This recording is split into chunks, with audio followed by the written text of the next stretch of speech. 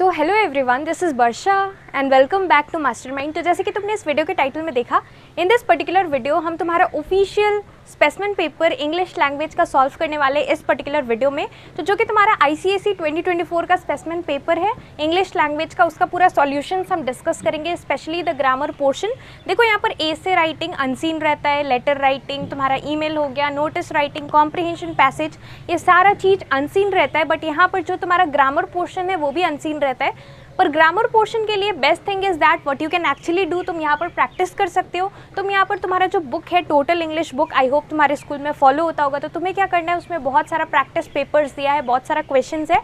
तो तुम्हें क्या करना है, वो सारा क्वेश्चंस को सॉल्व करना है। साथ ही साथ यहाँ पर जो कि तुम्हारा जो प्रीवियस ईयर बोर्ड पेपर्स है उसमें जो जो क्वेश्चंस आए हैं वो तुम देख सकते हो, पास्ट 10 ईयर्स फॉलो कर सकते हो। उसमें जो भी तुम्हारा ग्रामर पोर्शन का क्वेश्चंस है तुम उसे फॉलो कर यहाँ पर प्रैक्टिस कर सकते हो। Only thing that will help you to score good marks in your English language is practice.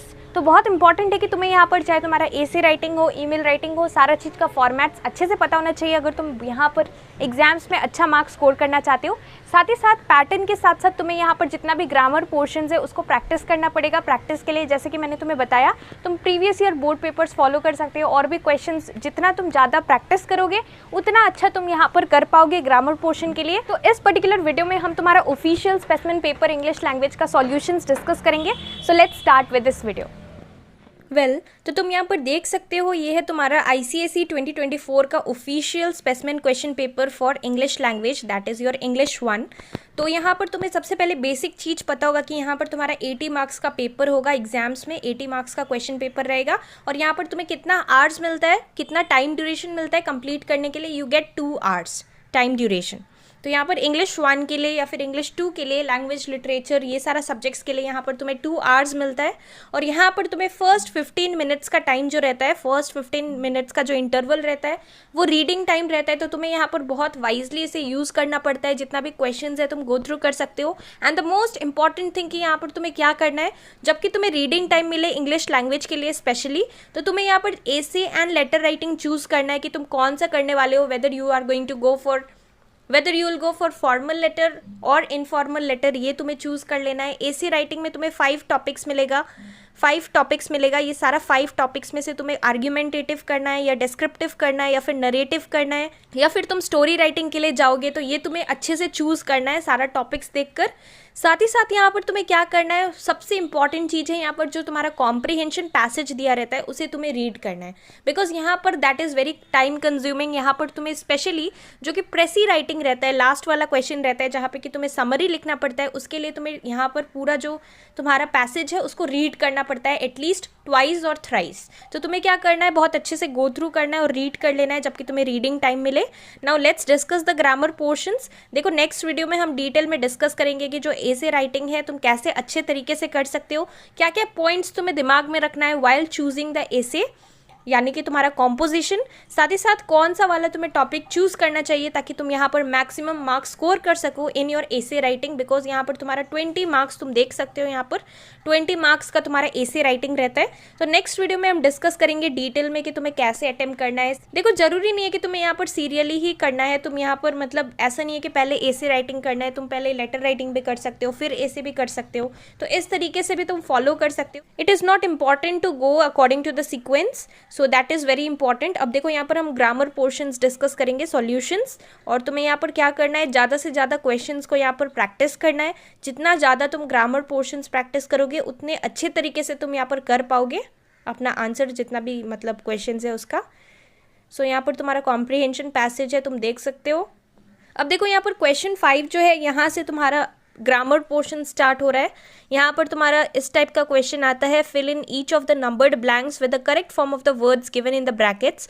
Do not copy the passage but write in correct serial order the word और phrase appropriate to the blank space. तो यहाँ पर एक example भी दिया हुआ है, तुम्हें यहाँ पर 0 लिखकर एक एग्जाम्पल दिया रहता है, उसी के बेसिस पे तुम्हें पूरा यहाँ पर सारा आंसर करना है क्वेश्चंस को। सो let's read the question. First let's read the example.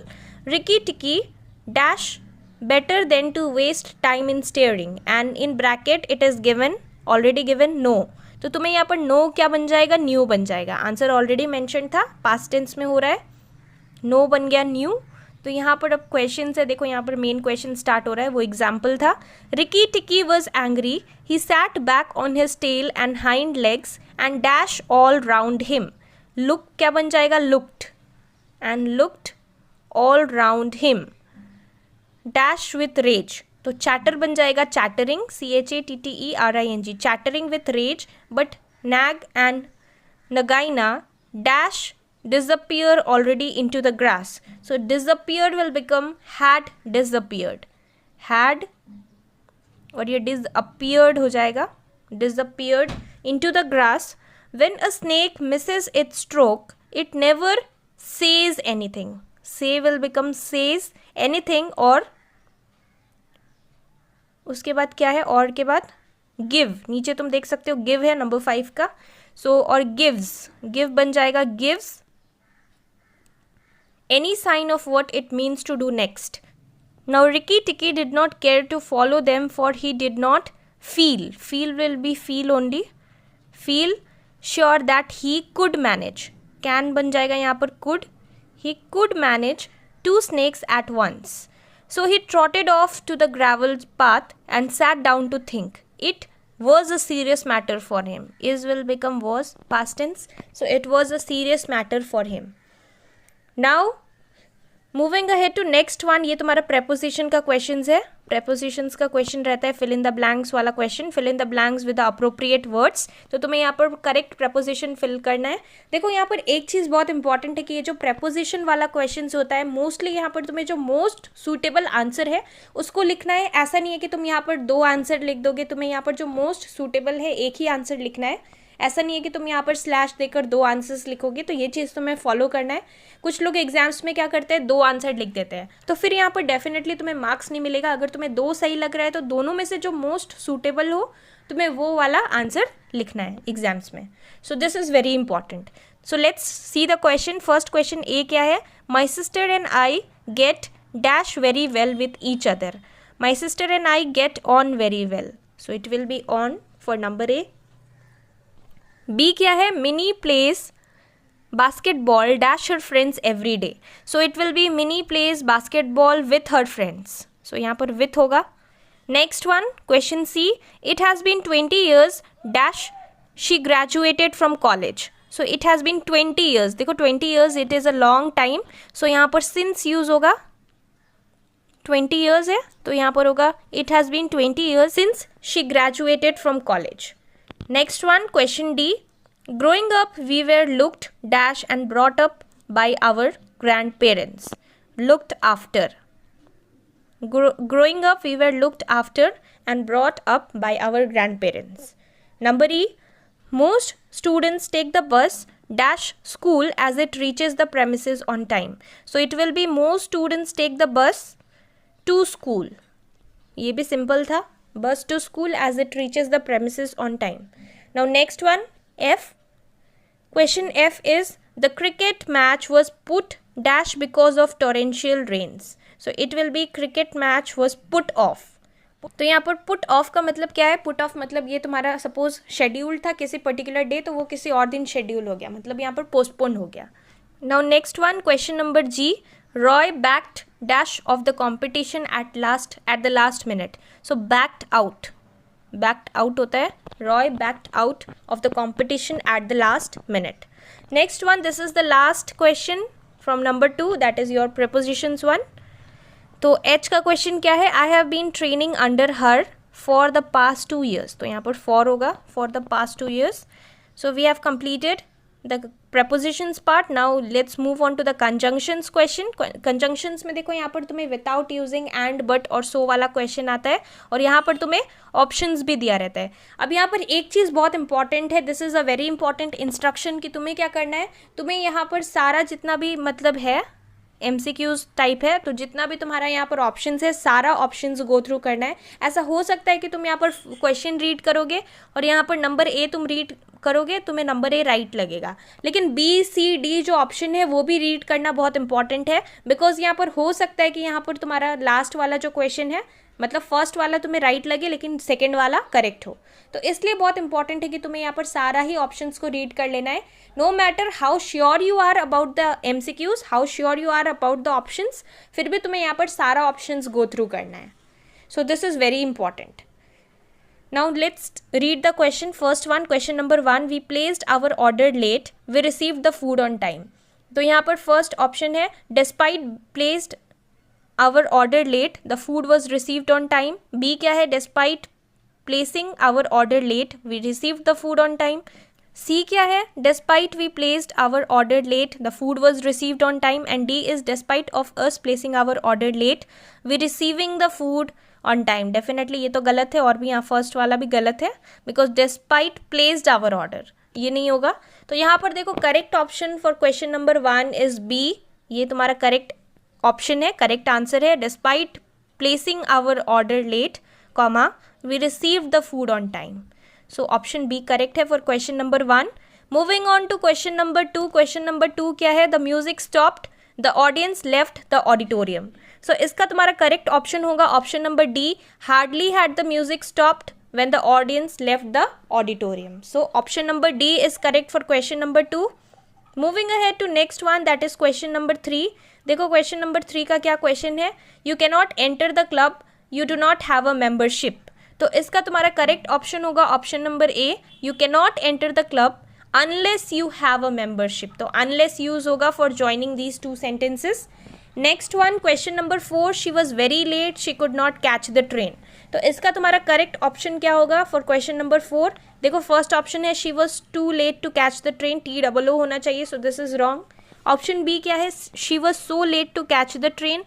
Option C is she was too late to catch the train, and option D is she was as late so as to catch the train। ये भी गलत है। यहाँ पर तुम्हारा सबसे most suitable and most appropriate answer है, correct option will be option number C, she was too late to catch the train. So option number C is correct for question number 4। Now moving ahead to the last part, ये तुम्हारा यहाँ पर instructions वाला question है, begin with या फिर and with या फिर यूज एज सुन एज, इस टाइप का क्वेश्चंस होता है। तो तुम्हें यहाँ पर इंस्ट्रक्शंस जो कि ब्रैकेट के अंदर है उसको फॉलो कर यहाँ पर आंसर को अपना स्टार्ट करना है वहीं से। सो यहाँ पर ये चीज़ बहुत इंपॉर्टेंट है कि यहाँ पर तुम्हें क्या करना है, अगेन तुम्हें सारा ऑप्शंस को रीड करना है। ऐसा नहीं है कि तुम रैंडमली नंबर 1 रीड कर रहे हो, नंबर ए ऑप्शन है, तुम्हें ये राइट लग रहा है तो तुम राइट कर दोगे। तुम्हें सारा ही देखना पड़ेगा, सारा ही रीड करना है, उसके बाद आंसर को चूज करना है। So let's read the heading, choose the correct option to rewrite the following according to the instructions given after each sentence. So first one, the burglar ran away the moment he saw the guard. You have to begin with no sooner। देखो सारा ही no sooner से start है, लेकिन तुम्हें यहाँ पर correct वाला choose करना है। नो फर्स्ट ऑप्शन क्या है, option number A, no sooner has the burglar seen the guard, comma he ran away। B is no sooner than the burglar saw the guard he ran away। C क्या है, no sooner did the burglar see the guard when he ran away। and D is no sooner had the burglar seen the guard then he ran away। तो यहाँ पर तुम्हारा correct option है option number D, no sooner had the burglar seen the guard then he ran away। so option number D is correct for question 1। moving ahead to question number 2, the parents have trained their children well। you have to begin with the children। तो इसका तुम्हारा correct option है option number D, the children have been trained well by their parents। so option D is correct for question 2। Moving ahead to question number 3, my cousins returned home 1 month ago। you have to begin with it has। तो यहाँ पर तुम्हारा correct option है option number B, it has been 1 month since my cousins returned home। so option number B is correct for question 3। Moving ahead to question number 4, now question number 4, your form will be accepted if it is submitted on time। you have to use unless। तो यहाँ पर तुम्हारा correct option है option number B, unless your form is submitted on time, comma it will not be accepted. यहाँ पर एक condition दिया हुआ है कि अगर यहाँ पर टाइम पर सबमिट नहीं होगा तो यहाँ पर एक्सेप्ट नहीं होगा।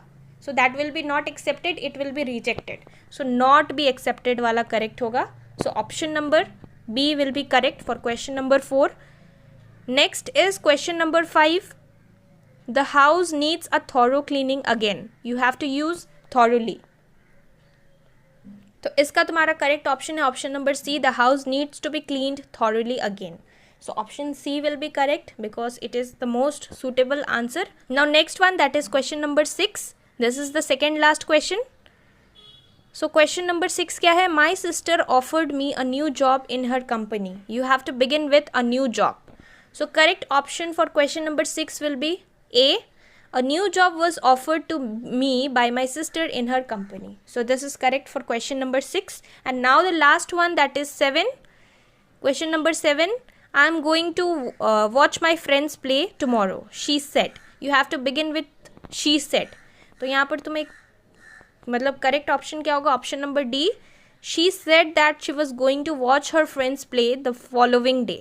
Tomorrow becomes the following day. तो यहाँ पर फॉलोइंग डे है, इधर भी देखो फॉलोइंग डे है, पर यहाँ पर क्या लिखा है? She said that she was going to watch my friends play. So ये तुम्हारा इनकरेक्ट होगा.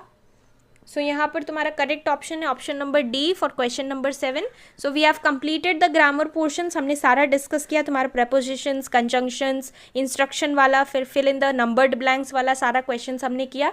बहुत इंपॉर्टेंट है कि तुम्हें यहाँ पर अच्छे तरीके से प्रैक्टिस करना है. तुम जितना ज़्यादा यहाँ पर क्वेश्चंस को प्रैक्टिस करोगे तुम ईजिली यहाँ पर सॉल्व कर पाओगे और तुम्हारा करेक्ट आंसर आएगा. तो ग्रामर पोर्शंस अच्छे से प्रैक्टिस करना. साथ ही साथ नेक्स्ट वीडियो में हम डिटेल में डिस्कस करेंगे कि तुम्हें यहाँ पर कॉम्पोजिशन यानी कि जो तुम्हारा 20 मार्क्स का ऐसे राइटिंग रहता है ये तुम्हें कौन सा चूज करना चाहिए. साथ ही साथ मैंने यहाँ पर तुम्हारा फिजिक्स, केमिस्ट्री, बायो ये सारे सब्जेक्ट्स के ऊपर तुम्हारा ऑफिशियल स्पेसिमेन पेपर सॉल्व कर दिया है 2024 का. अगर तुमने वो वीडियोस नहीं देखा है तो तुम्हें डिस्क्रिप्शन बॉक्स में लिंक मिल जाएगा प्लेलिस्ट का.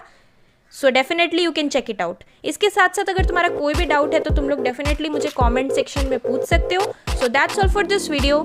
Thank you so much for watching.